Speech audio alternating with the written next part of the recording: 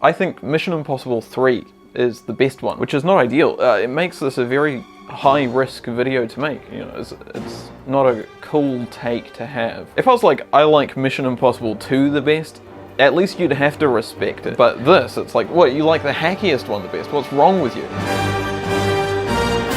Yeah, I don't know. I do quite like it though. It's not even a nostalgia pick for me. I watched all of the Mission Impossibles for the first time like 5 years ago, and this was the one that stuck out to me. And in my mind, when I picture a blockbuster, this is what I picture. But I think it's especially unpopular to like this one recently because the director's name is J.J. Abrams. And I think it is quite a J.J. Abrams sort of movie. So I'm going to do vulgar auteur revisionism for Mission Impossible 3.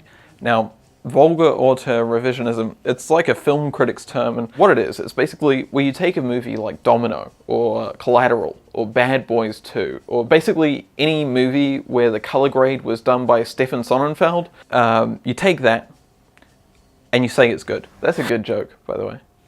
It's not funny, but, and the target audience is 0 people, but it's very clever. The movie starts with all-time cold open. Flash forward, tied to a chair, torture scene. It's insane tension off the bat, and it establishes the core idea of this movie. This spy needs to save his normal wife's life. That's kind of it. And I think it's a peak Tom Cruise performance as well. Obviously the material here is ludicrously elevated. It's hacky in the extreme. A super spy going through every trick he knows to try and stop his wife getting shot in the face right in front of him while he's got a bomb in his head.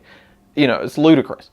But it is kind of like dream material. And just off the bat, we have these insane stakes set up. And then it's just like this escalation plot. He's just running from the start. There's one botched job and things just keep getting worse and worse for this guy for like 2 hours. It's simple but rich. I mean, the interesting thing is the stakes aren't very high here. They're probably the lowest mission stakes in any of these Mission Impossible movies.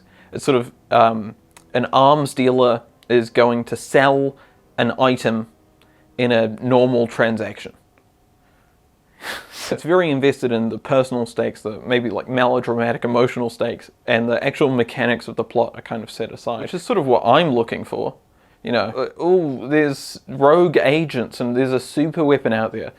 Fuck off, whatever. How about there's a bomb in his head and his wife will get shot in the face if he doesn't give the bad guy everything he wants. I don't care about the world-ending bioweapon. Of course there's a world-ending bioweapon. I care about the characters. Once you start getting into Hollywood writers trying to ground their threats with some geopolitics, I would rather have a bomb in my head. This movie, it goes all in on a style that I sort of think of as being like suburban grunge. There were a few movies in this kind of aesthetic.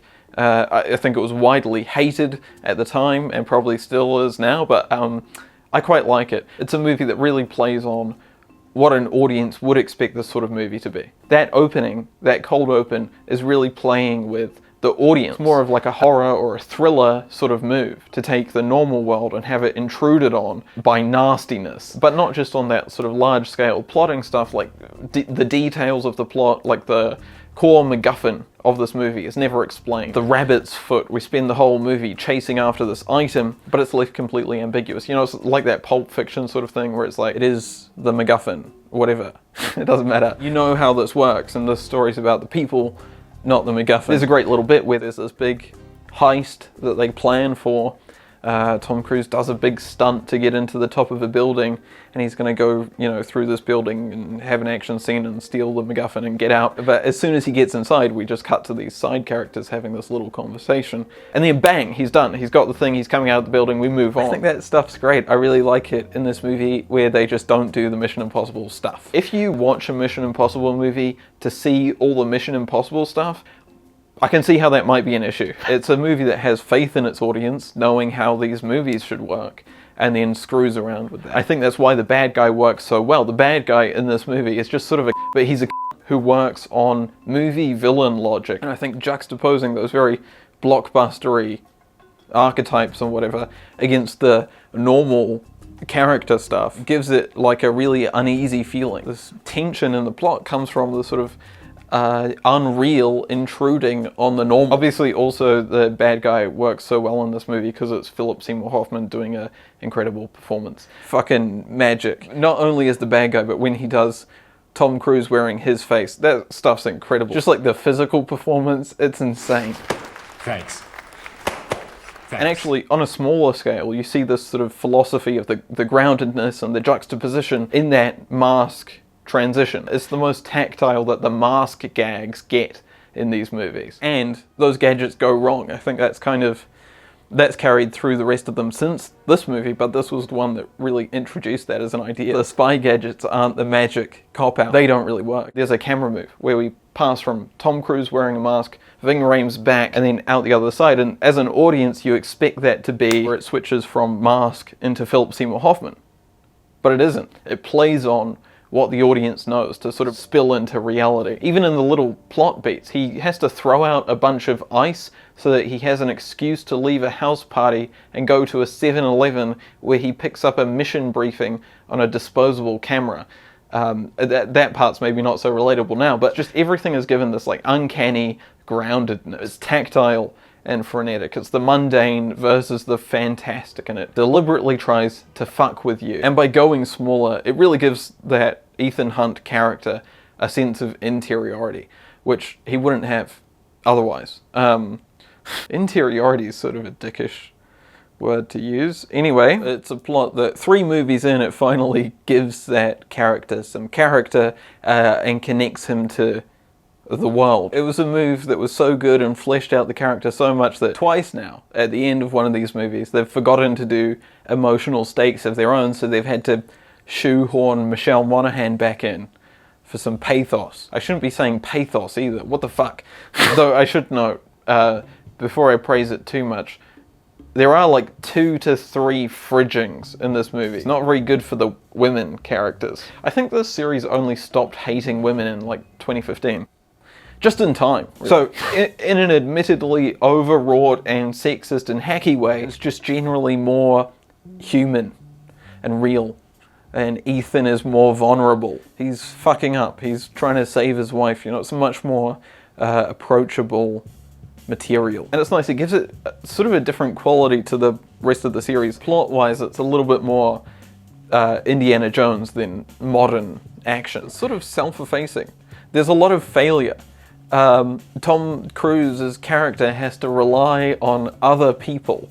He fucks up a lot. You're not watching this guy be cool and successful all the time. I think the big stunt of this movie is him taking a gnarly hit. Like, this movie works. It's held together by the fact that you're watching Tom Cruise really going through it. It's like Eyes Wide Shut. One of the things that I'm not so huge on, there's been a later addition to the series, is this sort of a hero worship of the Tom Cruise figure. How cool his stunts are. All the side characters get monologues about how cool Ethan Hunt is. I don't want to hit this too strongly. It's not a deal breaker, but I don't know, it seems a little bit. I just like it that he's getting whacked around here. It's classic stuff. For a little bit of background, this movie failed to get made a couple times. They'd actually started going into production once. It wasn't going well, it had all fallen apart. And the story is, Tom Cruise started binge watching Alias on DVD, and he went, I want Mission Impossible 3 to be that. And so they got J.J. Abrams to do it. That's a little bit truncated, but that's the idea. And basically, that is exactly what this is. If you watch the pilot episode of Alias, it's insanely close to this thing. The incredible tied to a chair, flash forward, cold open. Apparently they did that a lot in Alias. I don't know, I've only seen the pilot, which is a great pilot, by the way. It shows its age, but J.J. Abrams, fantastic pilot director. And it does open with the tied to a chair, flash forward, cold open. So it's essentially just a remake of the Alias pilot with a bit of a riff on Mission Impossible 1. But I think it really has that J.J. Abrams style, the sort of propulsive pace of it, that sort of overwrought drama, and all the setup stuff. This is a great pilot for the rest of the Mission Impossible. And not that you should, but you could disregard the first 2, and really, like, the Mission Impossible story, as we know it, starts here. Now, I like the way this movie is shot. Across the board, I like it. I like the shooting style of this, where it's very improvised. It's very much the coverage. Like, in terms of what was shot on set, it looks to me like you basically run the scene with a handheld camera going around and looking at everything and trying to hit some cool shots throughout, and then you shoot really tight close-ups. And that's kind of what you have to work with. I think that's fantastic. I think since then, J.J. Abrams has said that this movie was shot too much in close-up. Ever since this movie, he's moved away from that a bit. He still does them, but not all the time. But I like it. I think it's great. This is sort of a more intimate story, and basically the camera never backs up. We never get too far away from Ethan. Even when you get into sets or beautiful locations that they could be showcasing, you know, you're not moving away from Tom Cruise's face. Probably every other Mission Impossible director has had a technically better sense of action direction. But this has a fuck ton of energy. It's sort of like doing a Tony Scott sort of thing. The good Scott brother, Tony Scott, or like Michael Bay, you know, but just sort of less rehearsed and more frantic, and less like macho and more improvised. But I think what it does have is very good action geography. I mean, compared to action that was coming out at the time, if you think like Taken or the Bourne movies or Nolan stuff, where the action is shaky and hidden behind cuts and they don't necessarily follow any spatial logic, this does have geography to everything. It is very choppy, it is very shaky, but it's coherent because of Tom Cruise. The geography is legit because it is legit. You know, they aren't actually hiding anything behind cuts. They did do uninterrupted stretches of action for real. They've just decided to have this sort of shaky, frenetic style. So I think that's cool here. A lot of people go, you know, if the camera's shaky, I'm out, but I don't know.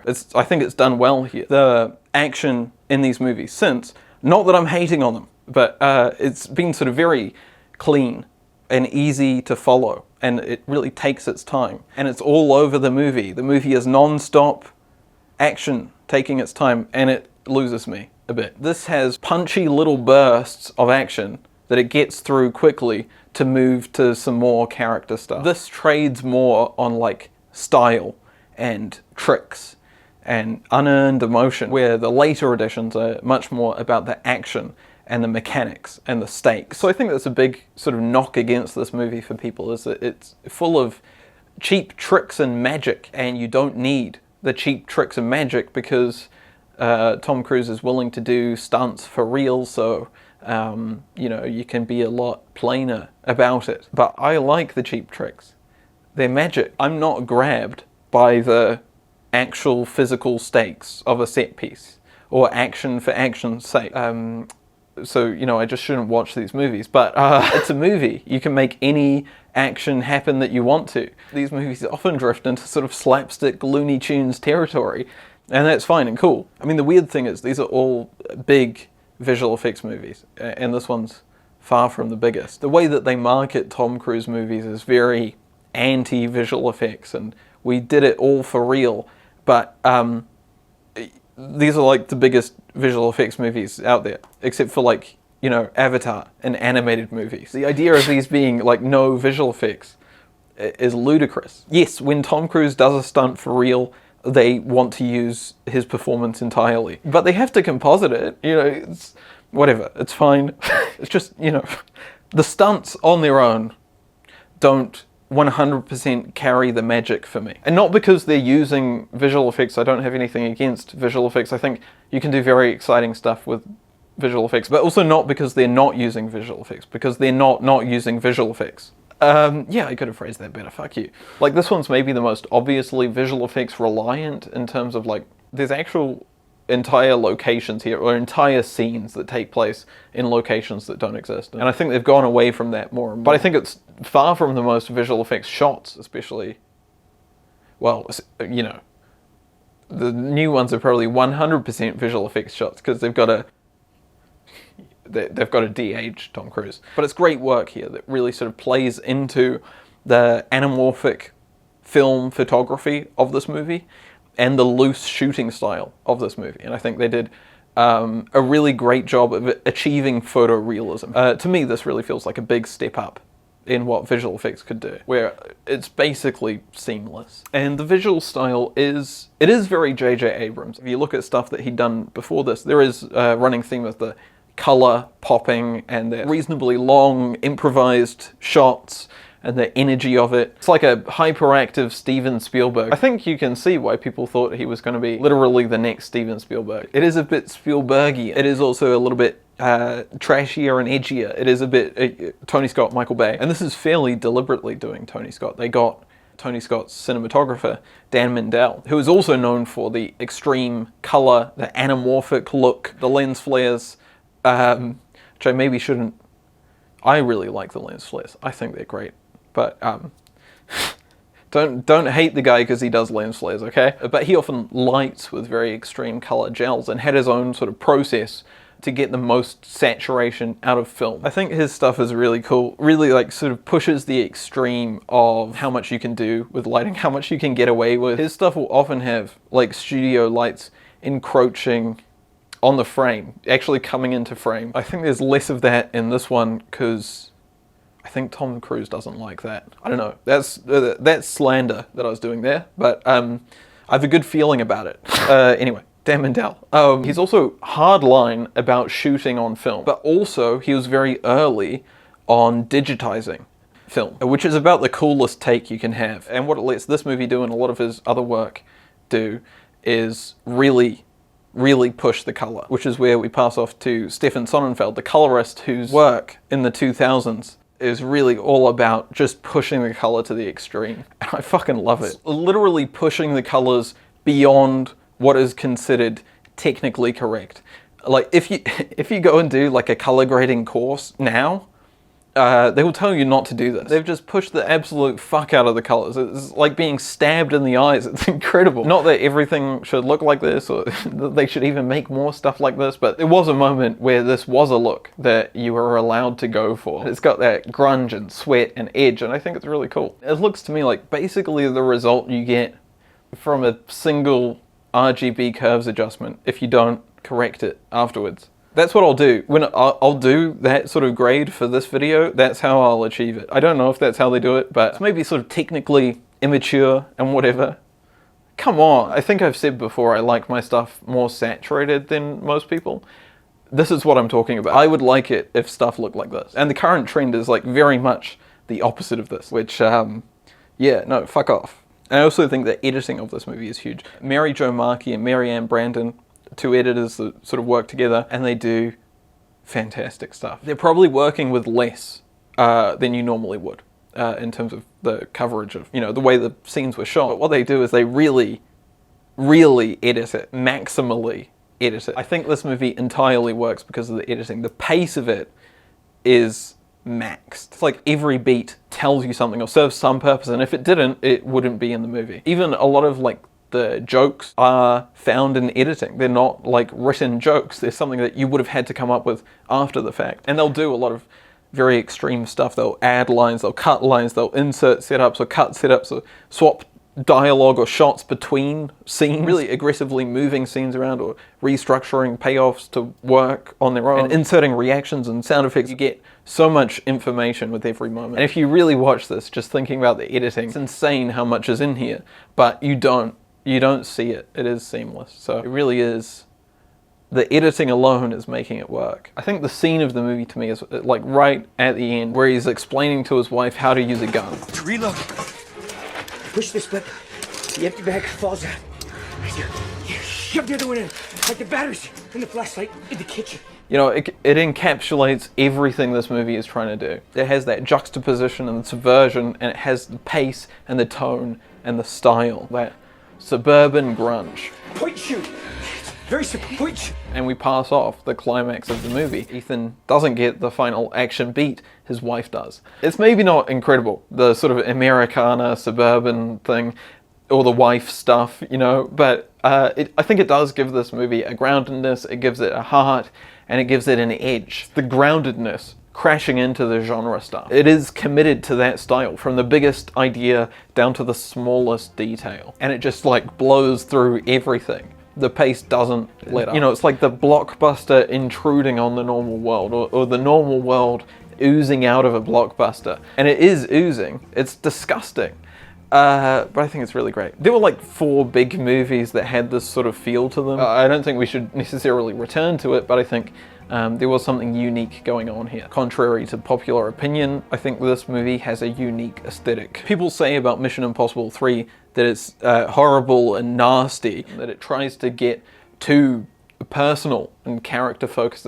It's too intimate. The camera is too close all the time. They don't even do a lot of action scenes. They blow right past them. There isn't a big stunt to get excited about. They don't explain the MacGuffin. The bad guy doesn't do enough. The twists don't matter. It's all grimy and oversaturated. And yes, that's all true. And that's why it's the best one. And there you go. If you've been missing me, I have been posting weekly website content. And if you've not been missing me, suck it up. I'm going to try and post a bit more frequently for the next little while.